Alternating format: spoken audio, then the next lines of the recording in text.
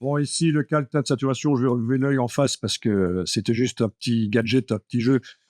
Pour la petite histoire, la première fois qu'on a vu ce genre de choses, une vidéo dans laquelle il y avait une couleur qui apparaissait alors que tout le reste de la vidéo était noir et blanc, c'est dans une vidéo d'un chanteur euh, qui s'appelle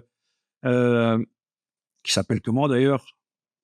Michael Jackson.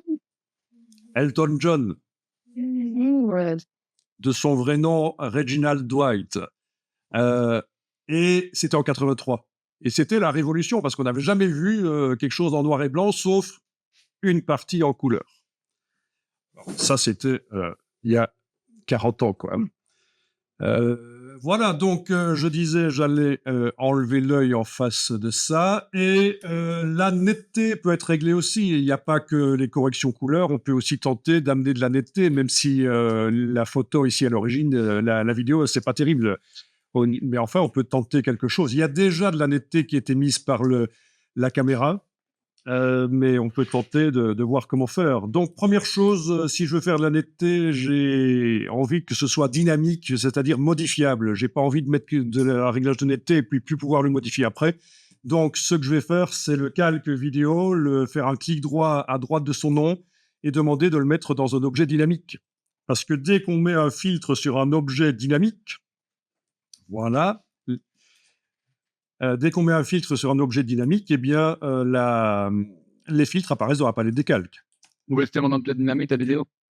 Oui, le calque vidéo est en objet dynamique. Donc, le calque vidéo est à l'intérieur de ce calque conteneur, de ce calque objet dynamique. Et à partir de là, je peux tenter d'aller mettre filtre, renforcement, accentuation, filtre, renforcement, accentuation, et d'aller laisser le curseur seuil à 0, mettre le rayon un peu faible, le gain plus fort, et on va voir ce que ça donne. Si on enlève l'œil ici, voilà, ça donne un petit coup de boost sur la netteté. Alors, si on regarde image par image, c'est un peu pourri, mais avec 25 images secondes, ça pourrait peut-être passer. Filtre, renforcement, accentuation. Ouais, avec ça.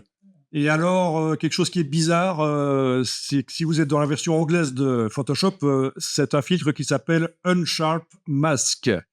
Donc, UN Sharp Mask. Et donc, on a l'impression que c'est pour enlever de la netteté. On se dit Unsharp. En réalité, c'est juste, ça fait référence à la technique photo que ce filtre met en place ici, une technique photo qui existe depuis des siècles, en fait. Hein. Au 19e siècle, c'était déjà utilisé, le Unsharp Mask. Je ne vais pas rentrer dans le détail ici, on n'a pas le temps, et ceux que ça intéresse, j'ai des explications. Sachez juste que ça va vous paraître bizarre si vous êtes dans la version anglaise et vous cherchez Filter, Sharpen, et vous allez avoir Unsharp Mask.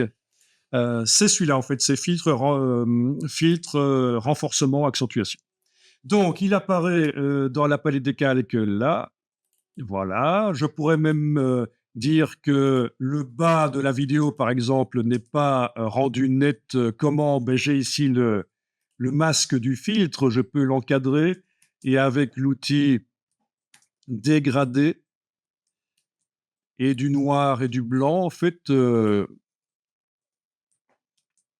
peux aller tracer un dégradé dans le masque. Donc, outil dégradé dans le masque que j'ai encadré ici, le masque des filtres dynamiques. Et j'ai été ici choisir au-dessus le dégradé basique noir et blanc. Voilà, j'ai bien du noir et blanc. Non, il ne l'a pas mis. On va voir ce que ça va faire.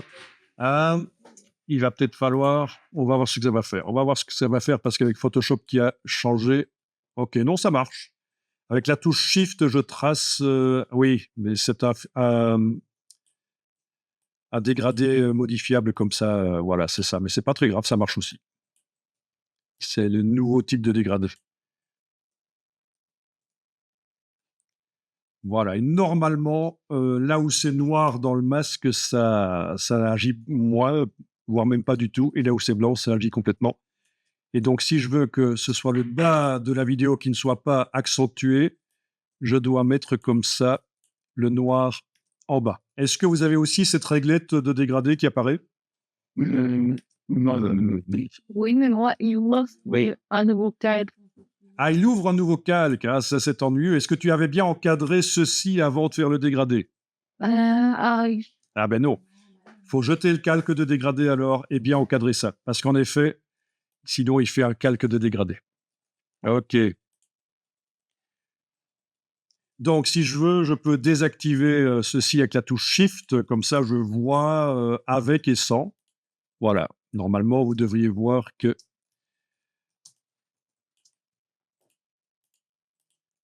si le masque ici est désactivé, le bas est accentué. Et si le masque est actif, le bas n'est pas accentué dans ce cas-ci parce que c'est noir en bas. Oui, donc là, quand j'active l'outil dégradé, j'ai cet annotateur de dégradé. C'est comme dans Illustrator. Dans Illustrator, il y a ça depuis 10 ans et ils ont ajouté ça dans Photoshop. Si ça m'ennuie d'avoir ça, je veux le dégradé habituel. J'ai ici, dans les options, donc pour le dégradé, là au-dessus, j'ai dégradé classique. Et là, dégradé classique, je trace. Voilà, ça me met du noir au blanc dans le masque, mais j'ai pas cet annotateur de dégradé. Je trace dans un sens ou l'autre, vous voyez. Pas besoin d'annuler entre deux traçages parce que il est en mode normal, recouvrant à 100%. Donc, chaque nouveau dégradé recouvre le précédent. Je le dis parce que les débutants ont tendance, chaque fois qu'ils font un nouveau test de dégradé, ils ont tendance à annuler le précédent, mais ça sert à rien en fait. Là, je viens juste de double-cliquer sur le mot accentuation. Donc, vu que c'est dynamique, je peux aller modifier l'accentuation, mettre plus fort, etc. Voilà.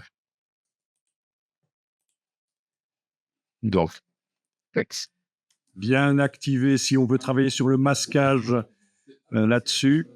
Voilà. Ah, dégradé classique. Sélectionner ça. Ok. Ouais. Ça. Ouais, le blanc. Là, tu mets dans le store. ça fait juste pour comprendre c'est quoi la différence. Peut-être juste. Mais en fait, le dégradé classique n'utilise pas cet annotateur de dégradé, en fait. En principe, il aurait dû d'ailleurs disparaître de l'affichage. Je viens de faire affichage extra, je ne le vois plus. Donc, c'est le dégradé comme il existait avant dans Photoshop. On trace, mais on n'a pas la possibilité d'aller jouer sur cette ligne et repositionner.